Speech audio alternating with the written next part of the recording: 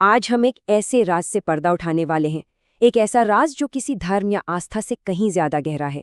ये एक सफर है, हजारों साल पुराने एक ऐसे ज्ञान की दुनिया में जिसकी बुनियाद विश्वास पर नहीं बल्कि एक बेहद मजबूत, एक कठोर लॉजिक पर टिकी है। तो जरा सोचिए, क्या हो अगर दुनिया की सबसे पुरानी स्पिरिचुअल ट्रेडिशन असल में फेथ के बारे में हो ही ना?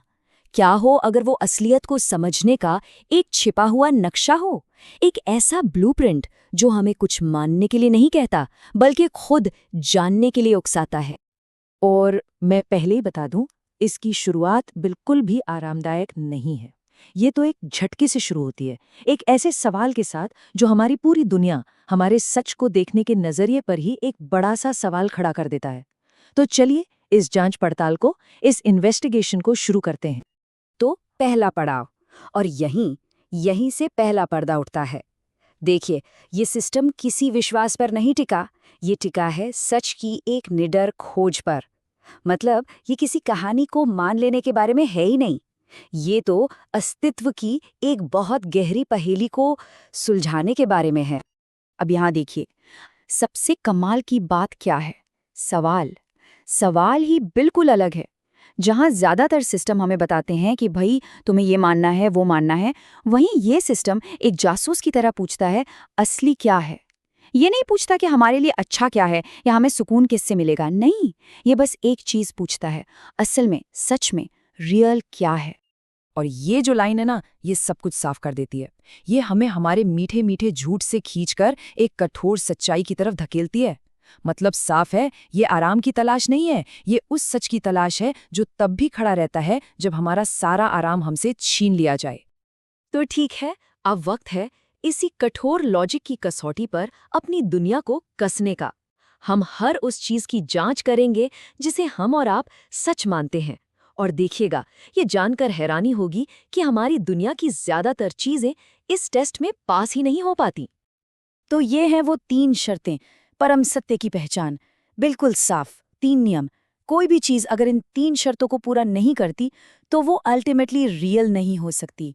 हाँ, वो हमारे लिए सच हो सकती है, बिल्कुल वैसे ही जैसे सोते हुए देखा गया सपना सच लगता है, लेकिन वो आखिरी परम सत्य नहीं है। तो चलो टेस्ट शुरू करते हैं। सबसे पहले उठाते हैं पदार्थ को, यानी मैटर, हमारे आसपास की दुनिया। पहला सवाल, क्या ये बदलता है? अरे हाँ, ये तो लगातार बदल रहा है। बीज से पेड़ बन जाता है, पहाड़ भी धूल बन जाते हैं। अच्छा, दूसरा सवाल, क्या ये किसी और चीज पर निर्भर है? बिल्कुल, बिना एनर्जी के मैटर का कोई वजूद ही नहीं।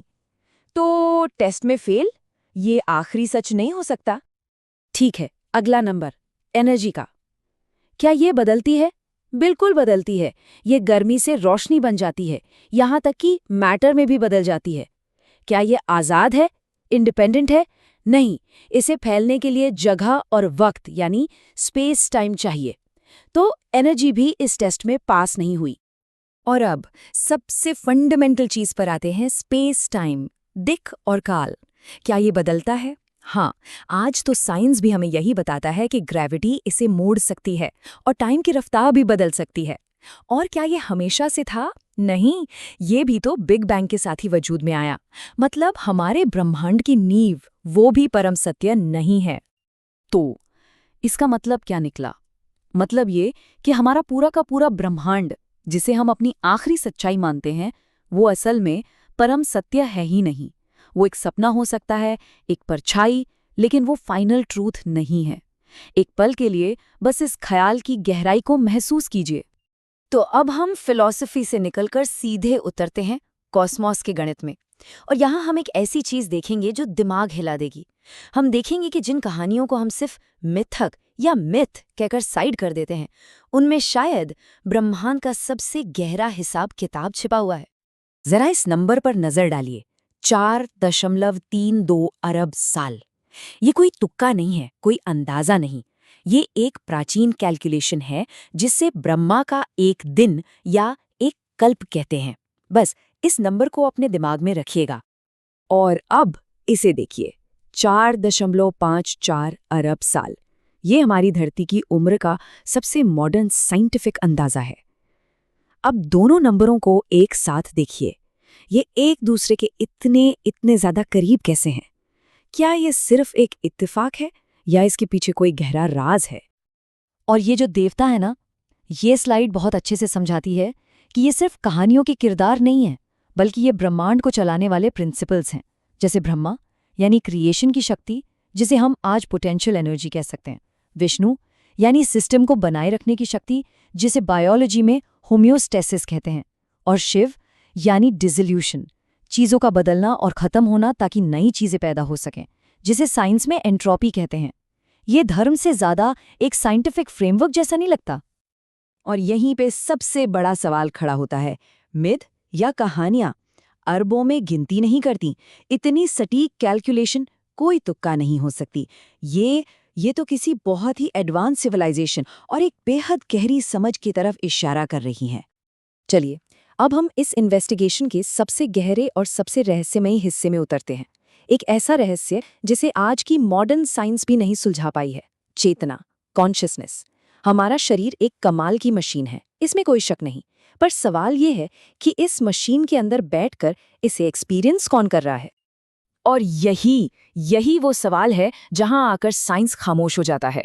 देखिए, हम दिमाग का हर हिस्सा स्कैन कर सकते हैं, हर न्यूरॉन की फायरिंग देख सकते हैं, लेकिन ये जो मैं हूं का एहसास है, ये जो अवेयरनेस है, ये कहाँ से आती है? ये वो खाई है जिसे साइंस आज तक नहीं लांघ पाया है। तो चलिए इस लॉजिक को स्टेप बाय स्टेप समझते हैं। आप अपने शरीर को महसूस कर सकते हैं ना? आप अपने विचारों को आते जाते देख सकते हैं। आप अपनी भावनाओं, खुशी, दुख, गुस्सा, इन सबको भी महसूस कर सकते हैं। अब तर्क ये कहता है कि आप वो नहीं हो सकते जिसे आप देख रहे हैं। मतलब ये कि आप वो जागरूकता हैं, वो अवेयरनेस हैं, जिसके अंदर ये सब कुछ हो रहा है।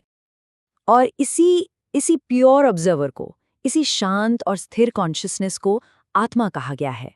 ये आपका नाम नहीं है, ये आपकी पहचान या आपकी यादें नहीं हैं। ये तो वो खामोश अवेयरनेस है जो इन सबके पीछे हमेशा मौजूद रहती है और जो कभी नहीं बदलती। और अब हम इस पूरी इन्वेस्टिगेशन के क्लाइमैक्स पर पहुंच गए हैं। वो पॉइंट जहां सारे धागे एक साथ जुड़ते हैं और वो सबसे बड़ा राज खुलता है, जो सच कहूं तो हमेशा से हमारी नजरों के ठीक सामने था, बस हमने देखा नहीं। आत्मा ब्रह्म है।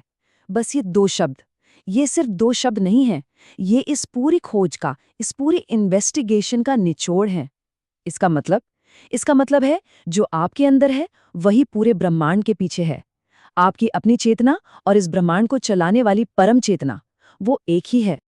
मतलब ये कि आपके अंदर जो देखने वाला है, जो साक्षी है, और इस पूरे ब्रह्मांड के पीछे जो आखिरी सच है, वो दो अलग अलग चीजें हैं ही नहीं। आप ब्रह्मांड में एक छोटी सी बूंद नहीं है, आप एक बूंद में समाया हुआ पूरा का पूरा ब्रह्मांड हैं। और आखिर में ये पूरी खोज हमें किसी विश्वास पर नहीं, बल्कि एक अनुभव पर लाकर छोड़ देती है। ये कोई थ्योरी नहीं है जिसे मान लेना है, ये एक सच्चाई है जिसे महसूस करना है, रियलाइज करना है। तो सवाल ये नहीं है कि क्या आप इस पर विश्वास करते हैं। असली सवाल तो ये है, क्या आप इस सच्चाई को अपने भीतर अनुभव करने के लिए तैयार हैं?